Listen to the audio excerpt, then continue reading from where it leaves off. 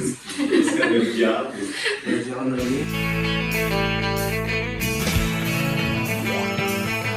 Olá pessoal, bem-vindos ao podcast Literatura no Ar. Hoje eu, Mariana, estou aqui com a Ana Luísa e com a Camille. E primeiramente gostaríamos de agradecer a presença da Camille, que veio hoje nos apresentar o livro Ideias para Adiar o Fim do Mundo, do Ayrton Krenak. Bom, eu me chamo Camille, sou acadêmica do 8º semestre de Agronomia aqui do Instituto Federal Campus Júlio de Castilhos. Sou integrante, também bolsista de um projeto de pesquisa de educação ambiental, que ele ocorre em conjunto com um projeto de extensão, que é o projeto da feira, aqui no nosso campus. E a gente tem um objetivo do nosso projeto, trazer maior visibilidade para esse assunto que é tão esquecido, principalmente pelos jovens, que é a educação ambiental. Para você, o que significa a ideia de adiar o fim do mundo?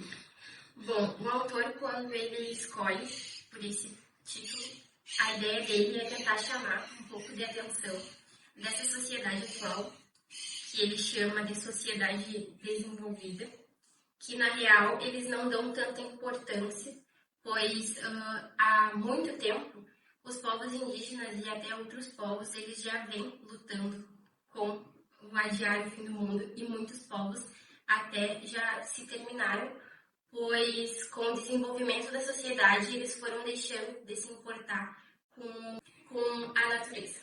Sim, ele é um autor, né, pensador indígena, então ele convive com essas pessoas, né, ele mesmo, como eu posso dizer, ele tem essa dor que esse povo tem de ter perdido praticamente tudo, suas origens, e agora ele também, com a influência dele, ele tenta trazer isso, sabe, lutar contra isso, com a ajuda de pessoas que, assim como ele, vivem nessa realidade, né? Ele traz isso bastante no livro. E eu achei isso muito legal, sabe? O início também chamou bastante atenção que você falou, né? Que ele queria ressaltar isso, que ele colocou isso como título de uma palestra aleatoriamente e realmente funcionou, né? Porque tinha bastante gente querendo saber o que ele queria dizer. Até quando eu peguei o livro, eu não tinha ideia qual era o real tema, né? Porque quando tu pega pra ler, tu fica, nossa, que título legal, o que será que vai abordar, né? Então, realmente é algo que ele conseguiu, ele teve sucesso na escolha do título dele. E ele fala também que a humanidade se distanciou da natureza. Vocês acham que tem como reverter isso? Eu acho que hoje em dia as pessoas têm um vício muito grande em telas, né? Com o desenvolvimento da tecnologia, as pessoas deixaram, por exemplo, de pegar nos finais de semana e sair com suas famílias para conhecer os mais belos paraísos que pode oferecer a natureza, sabe? As pessoas ficam muito trancadas em casa, assistindo TV, mexendo no celular. Então, elas acabam, eu acho que, deixando de se permitir viver coisas muito boas que a natureza pode nos oferecer. Eu tinha visto esses dias, não lembro agora onde, que para adiar, né, o fim do mundo, a gente teria que ter começado um pouco antes, né? Mas eu acredito que ainda pode, até porque a gente tem muitas tecnologias que podem ajudar. Só que eu acho que primeiro a gente tem que conscientizar o ser humano, porque todo mundo sabe sobre isso que tem que salvar o meio ambiente, tem que cuidar e tal, tem que preservar, mas ninguém faz realmente, sabe? Então, acho que primeiro a gente tem que fazer isso e depois usar todos os recursos que a gente já tem para conseguir resolver isso, reverter e voltar a tratar a natureza como o bem precioso que ela é, né? E vocês acham que a pandemia tem algo a ver com isso?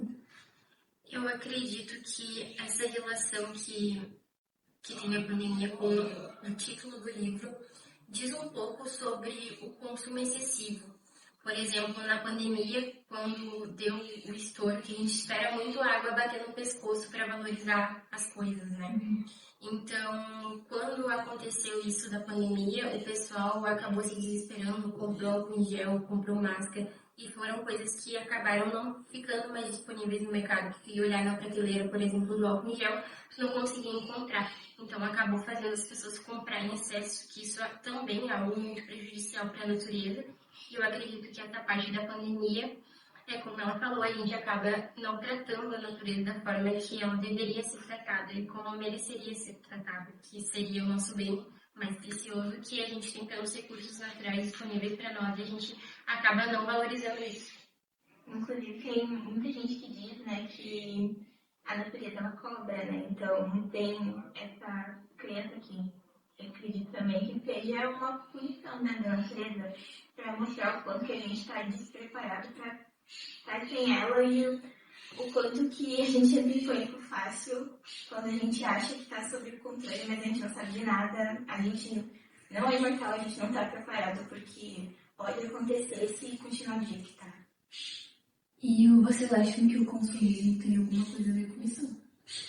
Eu acho que o consumo excessivo, ele acaba sim prejudicando, porque às vezes as pessoas, citando assim, quem produz o alimento acaba não tratando a natureza da forma que ela merece ser tratada. Eles acabam esgotando os recursos naturais disponíveis no solo, sem pensar que algum dia a gente vai precisar daquilo de novo. Eles tratam como se eles conseguissem reverter a todo tempo os efeitos que os desmatamentos e, enfim, causam na nossa natureza. E como ela falou, a natureza ela vem se cobrando, porque a gente passou por muita chuva, agora a gente tem o nosso céu cinza, a gente não consegue mais ver o céu azul como a gente era acostumado a ver. Então, eu acredito que o consumismo exagerado, ele acaba, assim, trazendo muitos pontos negativos. Sim, isso é horrível, né? Porque, tipo, a gente sabe, todo mundo sabe que não pode, que não precisa, mas mesmo assim quer e continua comprando. E, tipo, hoje em dia tudo gira em torno de dinheiro, de produção e ninguém pensa sobre as consequências. Eu acho que a sociedade indígena pode nos ajudar a conviver em uma sociedade mais harmônica. Eu acredito que qualquer pessoa que tem esse interesse, a gente precisa querer primeiro, né? Não adianta a gente querer impor para as pessoas alguma coisa que elas não estão com a mente aberta ou elas não estão disponíveis para viver aquilo. Então, eu acredito que a gente tem sim muito a aprender. Como, por exemplo, ele fala o tempo todo que a gente precisa começar a dar mais valor para a natureza, porque ela é magnífica. E eu acredito que eles podem sim nos mostrar bastante. Como ele fala sobre resiliência, né?